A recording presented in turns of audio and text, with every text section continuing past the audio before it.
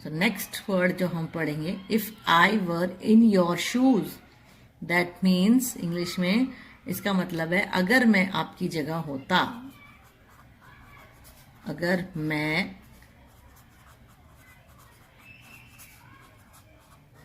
आपकी जगह होता, if I were in your shoes, अपनी जगह होता तो मैं ऐसा करता, मैं आपकी जगह होता तो मैं वैसा करता। लाइक हम कह सकते हैं if I were in your shoes I would have bought the car, अगर मैं तुम्हारी जगह होता तो मैंने कार खरीद ली होती। I would have bought the car, मैंने कार खरीद ली होती अगर मैं तुम्हारी जगह पर होता। If I were in your shoes, ये भी एक बहुत ही कॉमन यूज होने वाला फ्रेज है, if I were in your shoes. Next आपका जो फ्रेज है वो है money to blow. Money to blow, money to burn, ये हम फ्रेज यूज करते हैं जब किसी के पास बहुत ज्यादा पैसा होता है, यानी कि उड़ाने के लिए जब पैसा होता है। तो ब्लो का मतलब यहाँ पे है उड़ाना, यानी कि पैसे को उड़ाना। He has a lot of money to blow, he has a lot of money to blow, यानी कि उसके पास उड़ाने के लिए बहुत सारा पैसा है। और इसका जो ऑपोजिट होता है वो होता है हार्ड अर्न्ड मनी, यानी कि ये पैसा मैंने बहुत मेहनत से, हार्ड अर्न्ड, बहुत मेहनत से कमाया हुआ है। I don't want to blow, I don't want to blow my hard earned money, मैं अपनी मेहनत से कमाए पैसे को उड़ाना नहीं चाहता। तो I don't want to blow my hard earned money, मेहनत से कमाया हुआ पैसा is called hard earned money. और जब बहुत ज़्यादा पैसा होता है उड़ाने के लिए तो हम कहते हैं money to blow, he has a lot of money to blow. Okay, so ये दो फ्रेज हमने मनी से रिलेटेड की है, मनी टू ब्लो और हार्ड अर्न्ड मनी।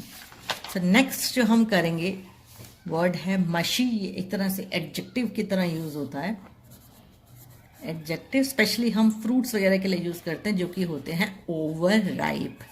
यहाँ पे एक और वर्ड आपने सीखा, ओवर राइप मीन्स बहुत ज्यादा पके हुए जो होते हैं। जैसे कि आपने बनाना देखा है, जब वो बहुत ज्यादा पक जाता है तो वो कैसा हो जाता है, मशी। ठीक है, I don't want to eat this mushy banana, यानी कि ये जो बहुत ही पका हुआ बनाना है, जो बिल्कुल सॉफ्ट हो चुका है, उसे हम कहते हैं, जो बिल्कुल सूश हो चुका है उसे हम कहते हैं मशी या over ripe.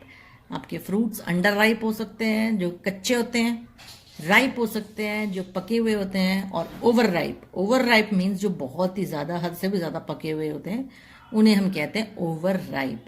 So I don't want to eat this mushy banana. Mushy क्यों हो गया, because it is over ripe, बहुत ज़्यादा पका हुआ है। नेक्स्ट वर्ड है आपका रिमोर्सफुल। रिमोर्सफुल, रिमोर्सफुल का मतलब होता है जब भी कोई इंसान अब सॉरी फील करता है किसी काम के लिए, तो हम वर्ड रिमोर्सफुल भी वहां पर यूज कर सकते हैं। सॉरी के लिए एक बेहतर वर्ड अगर आप यूज करना चाहते हो तो वहां पर आप रिमोर्सफुल यूज कर सकते हो।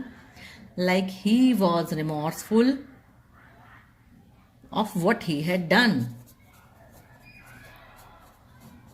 Remorseful of what he had done, यानी कि उसने जो किया था वो उसके लिए पछता रहा था, वो उसके लिए सॉरी था, तो उसलिए हम लिख सकते हैं कि he was remorseful of what he had done, जो उसने किया था वो उसके लिए पछता रहा था, वो उसके लिए सॉरी था। So we can use word remorseful.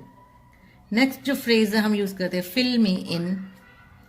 फिल्मी इन में इसका मतलब ये नहीं कि मुझे भरो, फिल्मी इन का मतलब है कि मुझे बताओ कि मेरे पीछे से जो भी काम हुआ है, जो भी बातें हुई हैं वो मुझे बताई जाएं। अगर मैं सपोज एक दिन ऑफिस में एब्सेंट हूँ, मैं नहीं गई हूँ, तो नेक्स्ट डे मैं अपने कुलीग्स को कह सकती हूँ कि फिल्मी इन, इसका मतलब कि मुझे बताया जाए कि मेरे पीछे से क्या क्या ऑफिस में हुआ। सो दैट, उसके लिए हम वर्ड यूज करते हैं फिल्मी इन। The boss